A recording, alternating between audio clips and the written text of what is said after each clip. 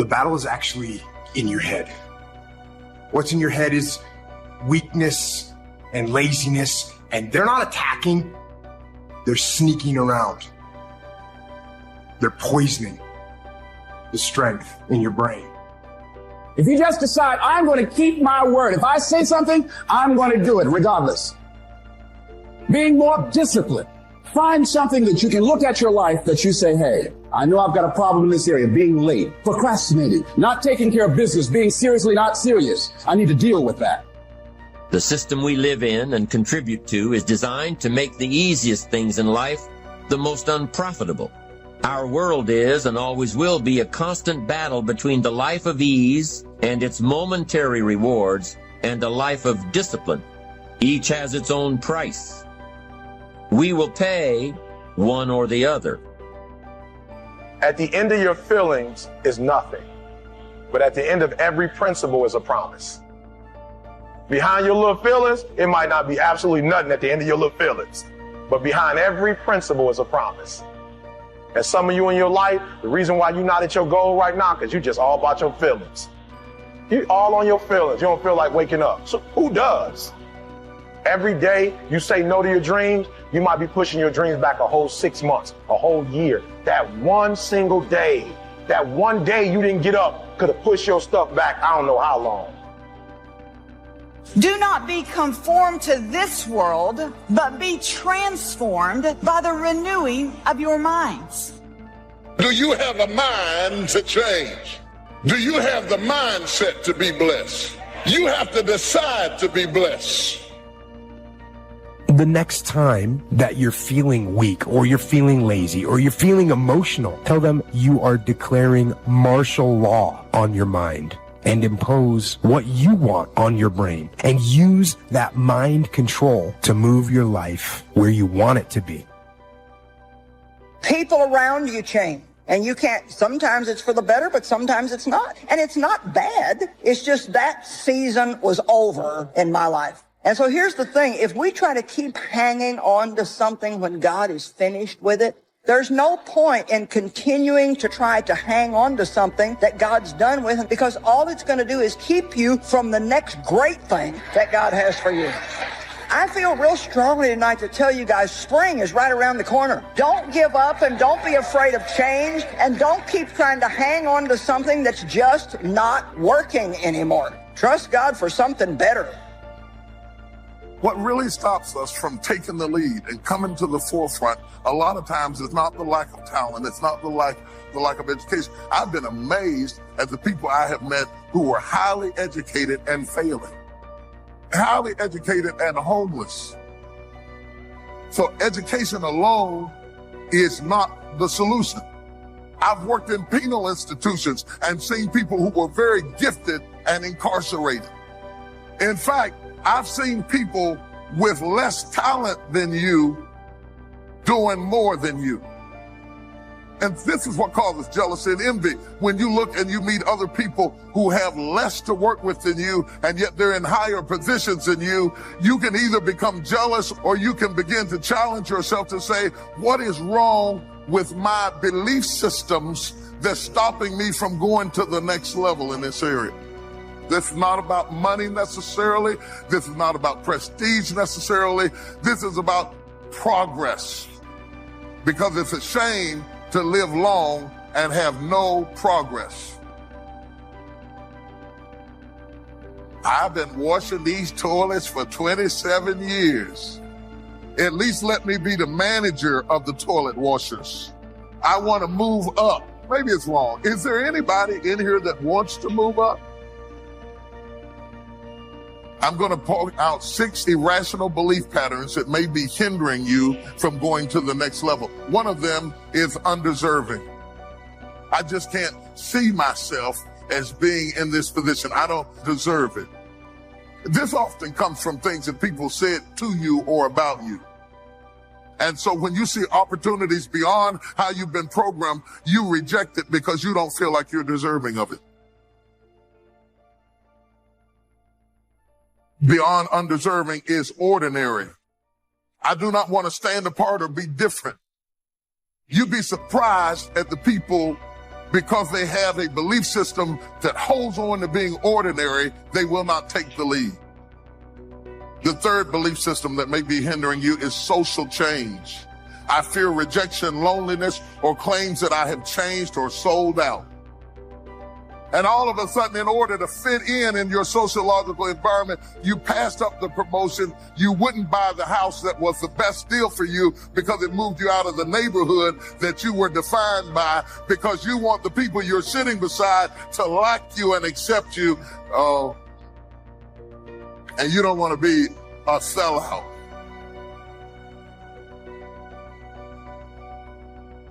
The next one I want to deal with is fleeting. My success will be temporal and I will not be able to sustain it. You have performance anxiety. You're afraid that it won't last.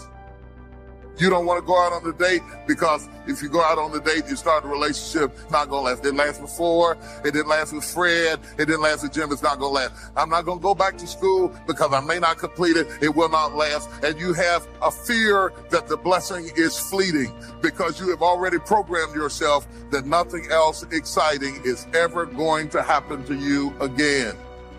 The next one I want to talk about is perfectionism. I will have to behave as if I am perfect and I am not. Depart from me. Why? Because I know I've got imperfections. And I don't want to get in the light because somebody might see them. And so I'm going to be secretly talented. I reject the opportunity to be blessed because I know something about myself that I don't want anybody else to know, and I'm more concerned about the security of my reputation than I am my progress. I'm not going to get involved with him because if I get involved with him and he gets too close to me, he will see that I'm not perfect. Where you don't give the person the chance to accept you because you've already criticized yourself, you'd be surprised at the people who talk other people out of loving them. You know exactly what to do to move up into the next position, but you don't want the light on you because you have issues. Newsflash, everybody has issues.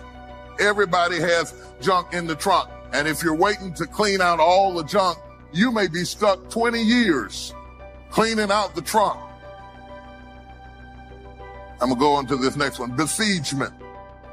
Don't give me the position because if I become manager of the department, my friends won't invite me out anymore. And you start trying to prove to them that you are still who you were because people will put pressure on you to stay low. And it is true, as you go up, there are a great deal of people who associate with you because of where you are and not who you are. Because when you first start going up amongst people who haven't gone up and they start trying to pull you down because they say, you know, you're the first one in our family to get a degree. You ought to take care of this and you ought to take care of that. Some of you know what I'm talking about. And some people, for fear of having that pressure on them, forfeit the success and stay down rather than to go forward.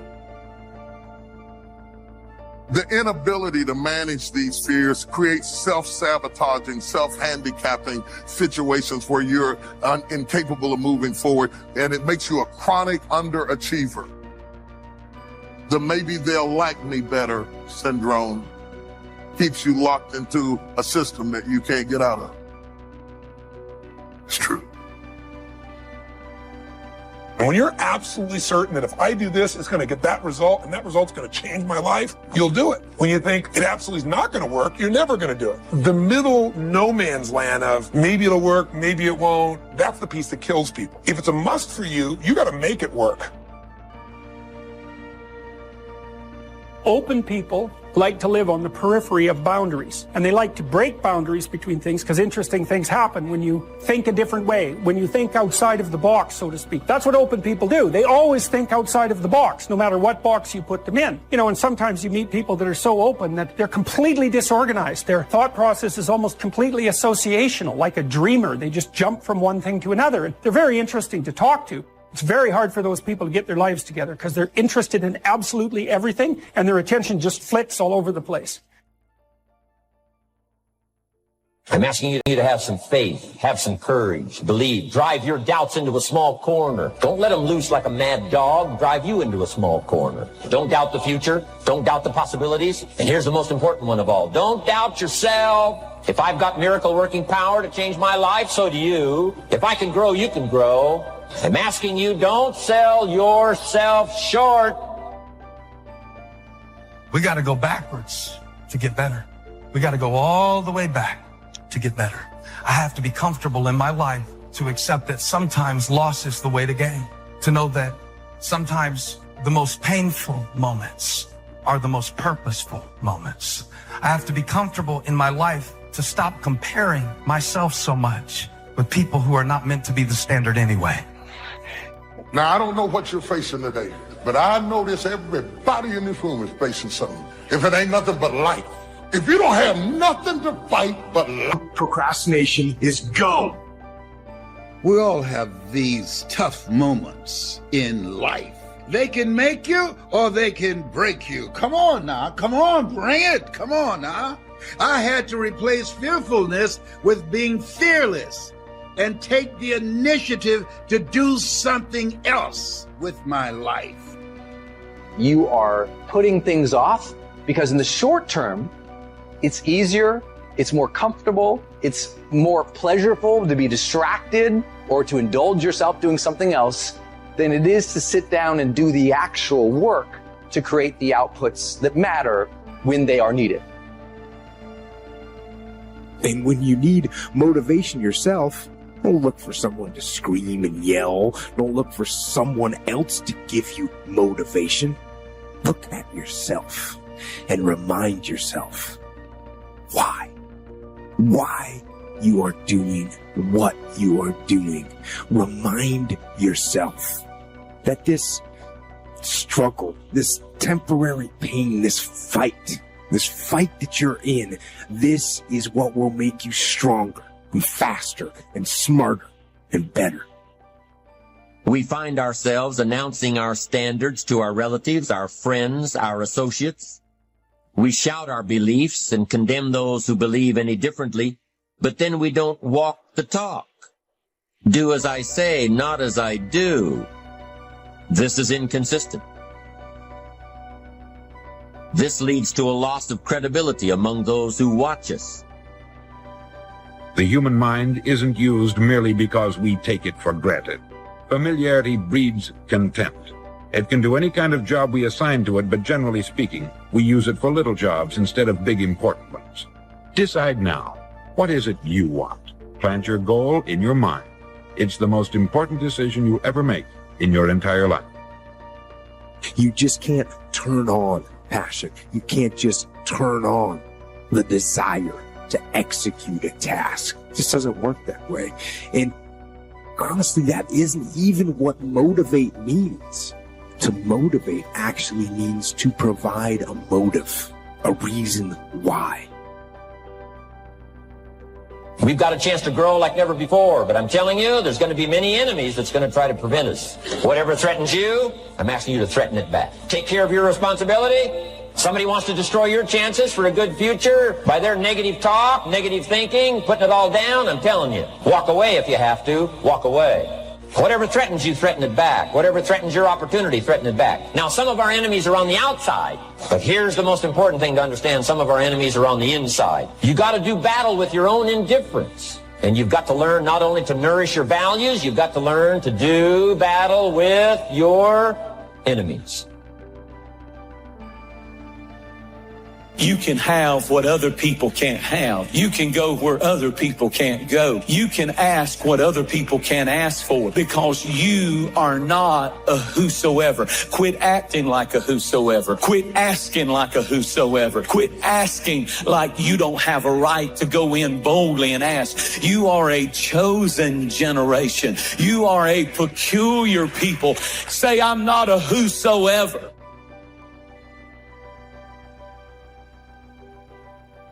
You have to learn how to shut your mind against strifeful thoughts. And as soon as they come, you need to say, this is going nowhere. I've been there, done that, and I'm going to change my mind, get in agreement with God, and let God take care of the situation. Our problems do not overshadow our purpose. Our weaknesses do not discount our work, and our deficiencies definitely do not delay our destiny. We have to learn how to work our weakness. You got to work your weakness because all of us to some degree have a thorn in our flesh. We all have gaps. We all have deficiency. We've all made mistakes. We've all got these things that feel like a thorn in our flesh. You know what? Some of us are so used to bad that we reject better when it comes. Sometimes God proves his love to us by what he's not letting us have. Doesn't mean that it's never going to happen. We just have to spend more time in the weight room, growing, developing, learning to forgive, learning to keep a good attitude when things aren't going our way. The sooner we pass these tests, the sooner God will release what belongs to us. No matter what comes against us, we will make it through. It doesn't mean it's going to be easy. That doesn't mean there's going to be no pain involved. But truly, we can do all things. Yes, you can make it through whatever you're going through right now. You can get so strong in spirit that you can be going through really, really difficult things. And while you are, you're still reaching out and helping other people, and they don't even know what you're going through. I'm not in this by myself. I'm not in this thing by myself. You are not alone in the battle. You're not alone in the struggle. That God has a strategy, and when it's all over, you're going to see that even though you couldn't see him, he was there all the time. People can change their standard by getting around where it's better. People can change their standard by getting associated with what's true, like the bills they got to solve, the problems they got to do it. Or they can do it because they're excited, because it's something new they want to take on. Everyone's different, but they got to find the why, and they got to come up with some daily rituals to get them going, and just do a step at a time. That's where you get momentum. I want to talk about two different dimensions of fear that I want you to understand before you take the lead. I want to talk about the fear of failure. Because many people don't go as far as they should go because they have apprehension that they won't reach their goal. They just say, I'm going to stay down here where I'm at and not try because I might lose. I'm not going to own anything because I might lose it. I'm not going to buy a house because I might lose it. I'm not going to get married because I might get a divorce. That's madness, but that's how it is. Failure is a part of the process to becoming successful. Michael Jordan, the greatest basketball player in the world, he took 946 game-winning shots. He has only made 146 of those. You know what they write about? When he make it. So when you fail, it's a part of the process. Keep going. You're supposed to fail. Shit, who you know that gets it right all the time? That's impossible. Have you given yourself permission to succeed? Or are you so intimidated by the fear of failure that you don't try? On the other side of it is the fear of success. I want it, but I don't want all the stuff that comes with it. I don't want to deal with all the problems that come with it. I don't want to deal with the pressures that come with it. I can't handle it. I'm going to stay on this lower level. And when you do that, you are left with nothing but the hope of magic. I'm just going to stay down here where it's comfortable, but I'm believing that I'm going to get a blessing up here while I'm staying down here. You can't do it. And if you will allow anyone, any voice on the inside to talk you out of this moment, you will forfeit it and be stuck washing your nets when there's a great drought of fish waiting you, if you have the courage to believe. So deciding as you look at your life, as you look into the future and say, what fears am I holding on to that's keeping me from breaking out, that's keeping me from living up to my true potential, that's keeping me from having a sense of adventure and excitement in my life? What fears that I'm giving that permission to? Because whatever discomfort you experience, whatever challenges or difficulty that it is, you got to handle it. Will it be challenging? Yes. What do you want me to tell you? That it's going to be a picnic? No, it's not. But that's just what you must go through in order to get where you want to go. And guess what? You are strong enough to do it. This dream you got, whatever you want to do, Will it happen overnight? No. Will it be a struggle? Yes. Will there be times you won't know what to do? Yes, that's a part of it. But somebody must have told people, oh, life is going to be real easy. If they told you that, I've got a special announcement. They lied. See, when you accept yourself and you accept fear as a fact, but it is not a force to hold you back. So you accept the fact that you are afraid, and then you move on anyhow. Taking responsibility for whatever happens to you. Knowing that you have consciously made the decisions that are now affecting you. Knowing that what is happening now, today, is the direct result of your activity, what you did yesterday. Self-reliance is basically counting on yourself. Now, being self-reliant doesn't mean you can't work with others or trust others. Self-reliance means counting on yourself, trusting yourself, being confident with yourself, being responsible to yourself, trusting your own instincts. Trusting the conclusions that you have developed from your study of experiences and philosophies. Taking the credit that is due you. Learning from the mistakes that you have made. Being self-reliant. Gestalt psychologists give an example of being self-reliant. They say that you're responsible for getting caught in the rain. They say that by deciding not to carry an umbrella every day, you have made the decision to endure an occasional drenching. Translation? By not being prepared, you make the choice of getting caught in some of life's unpleasant circumstances. Be they rain, failures, economic losses, relationship losses, professional losses, personal losses. By not being prepared, thinking ahead, it's your choice. Now here's the other side of it. By being prepared, you increase your chances of success. You increase the likelihood. By being prepared, you increase your chances of success, of seizing opportunities when they come your way, of being ready within yourself to take advantage of once-in-a-lifetime situations. Some people tend to blame others for their mistakes, blame others for their failures. Somebody says, it's not my fault the report isn't done. So-and-so didn't do their part. Of course it's your fault. It's your report too. It's your responsibility to see that everyone you delegated work to does their part.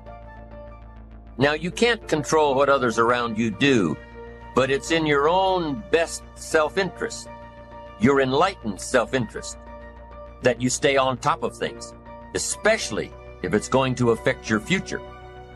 You think your boss cares that John didn't do his part? You think he sees John as the bad guy? Of course not. All he sees is that the report isn't done. Bottom line. Be responsible for the things that affect you. You can make sure you're more responsible by checking in with those people who are working with you, the people who make up your team. You can be more responsible by saying, hey, John, how are you doing with your part? Do you need some help? Can we put somebody else in here to help you finish? Now, if John consistently doesn't handle his part, you've got to replace John. If he isn't doing his share, you've got to find somebody that will. Or what? It will negatively affect you. You can't wake up in the morning that the project is due hoping and wishing that John has done his part. No, you've got to be responsible because it's going to affect your career too. Now, my approach to my better future very early on in my career was to just go through the day with my fingers crossed. And I used to say something like, I sure hope things will change for the better. Then here's what I found out. They're not going to change. Somebody says, well then, how will my life ever change? Answer, when you change. When you change, when you get better, it'll get better.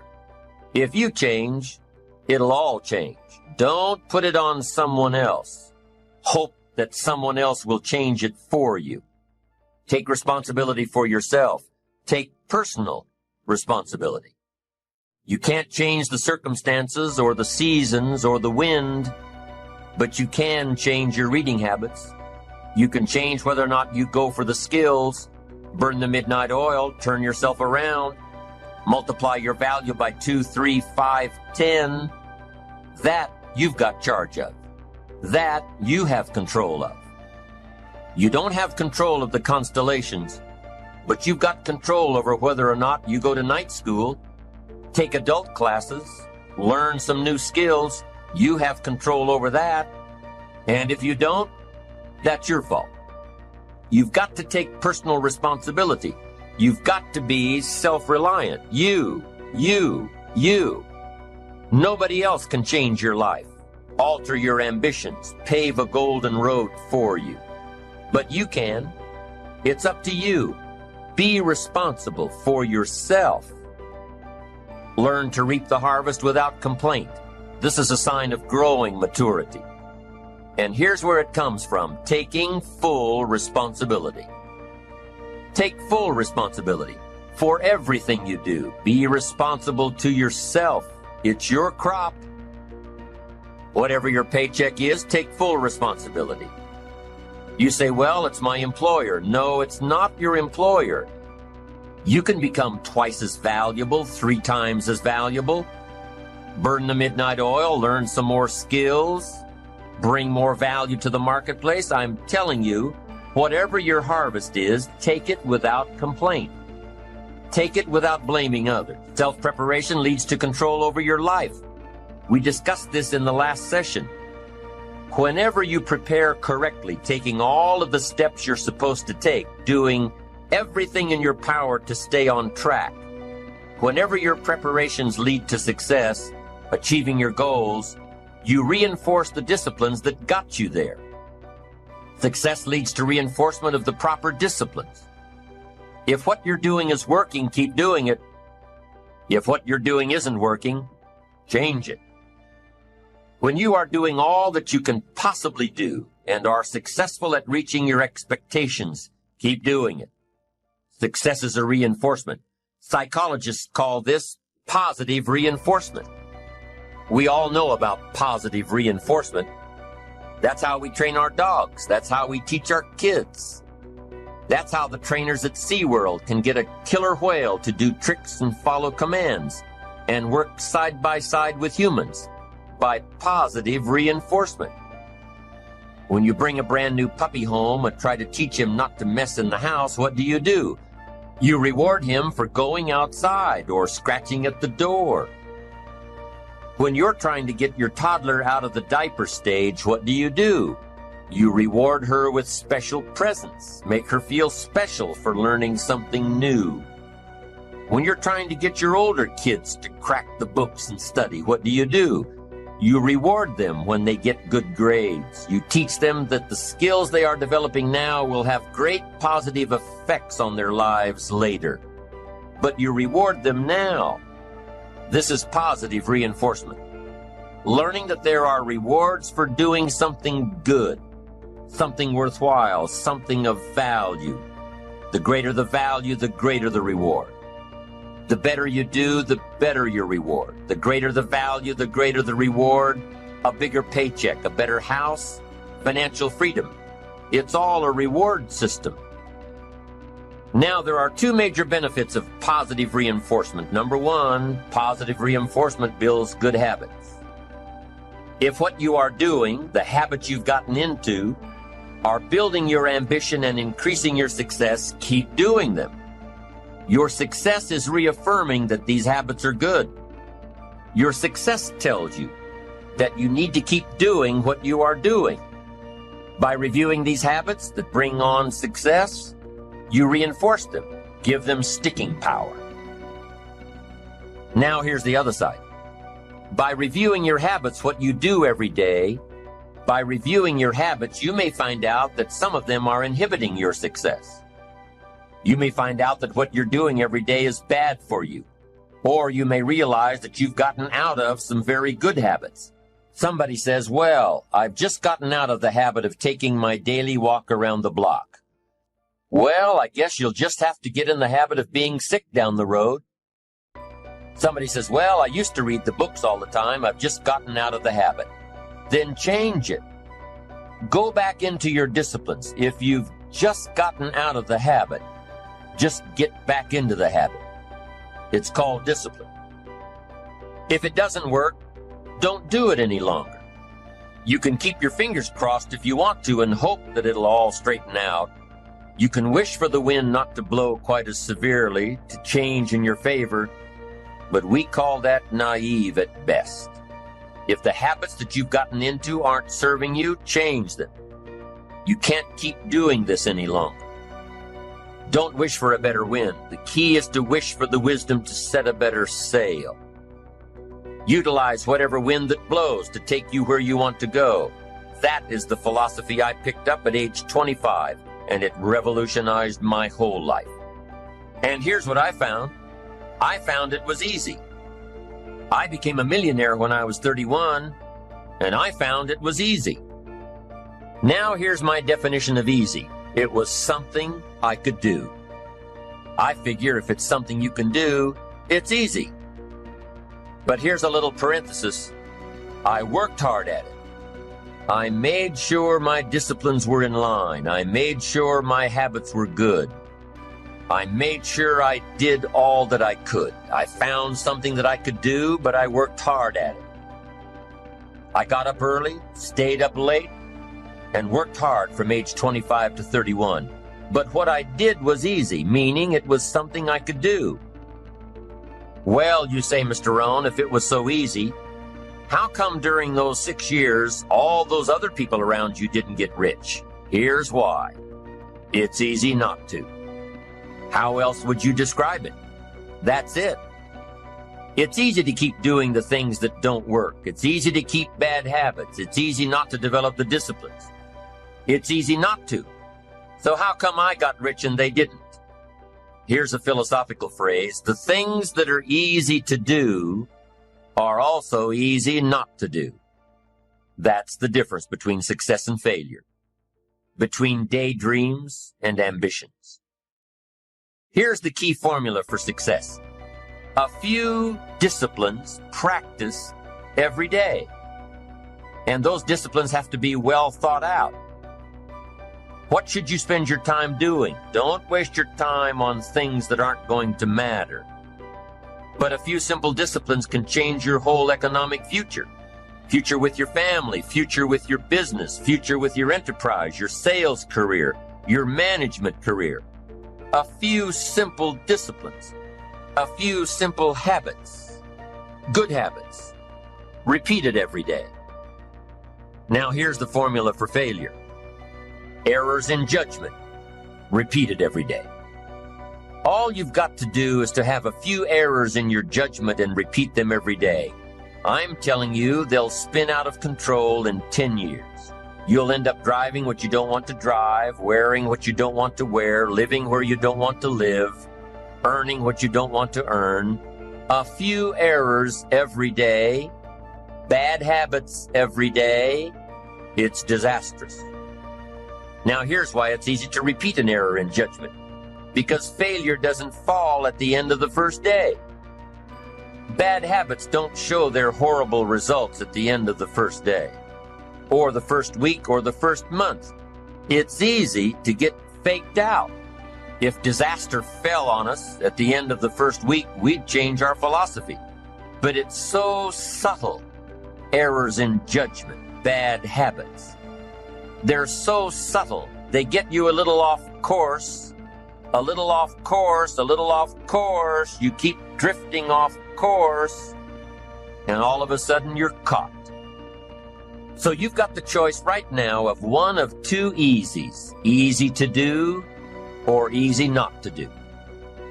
I can give you in one sentence how I got rich by the time I was 31. I did not neglect to do the easy things I could do for 6 years. I did not neglect. That's the key. I found something easy I could do that led to fortune, and I did not neglect to do it. The major reason for not having more of what you want in America, more health, more money, more power, more influence, more everything, the major reason is simple neglect. Neglect. And if you don't take care of neglect, it becomes an infection, and then it becomes a disease. So if you're in the habit of not doing it, doing all it takes to get ahead, get in the habit of doing it. Doing all it takes. That's the first benefit of positive reinforcement, building good habits. Now, the second benefit of positive reinforcement is that it creates the energy to fuel additional achievement. It gives you the drive to do more, to not only keep on doing what's right, but to do more of what's right. The disciplines that will help you grow and get ahead of it all. The knowledge that what you're doing is paying off creates more energy to keep going. How easy is it to get up in the morning when you know you're not doing all that it takes? It's not very easy at all. You can just lay there awake thinking, oh, what's a few more minutes in bed? It won't matter much anyway. Wrong. It does matter. It will matter. Now, how easy is it to get up in the morning when you're pouring it on, doing the best you can, anxious to get going, make progress toward your dreams? It's a whole different story. When you're resting to renew your reserves, it's much different than resting to avoid your day. When you're psyched up and excited for your life, when you're excited for what you've planned to accomplish for the day, it's amazing. You'll wake up before the alarm clock even tries to startle you awake. Your successes fuel your ambition. Your successes give you extra energy. Your successes pave the way for more successes. It's the snowball effect. With one success, you're excited to meet another, and another, and another. And pretty soon, the disciplines that were so difficult in the beginning, the disciplines that got you going, are now part of your philosophy.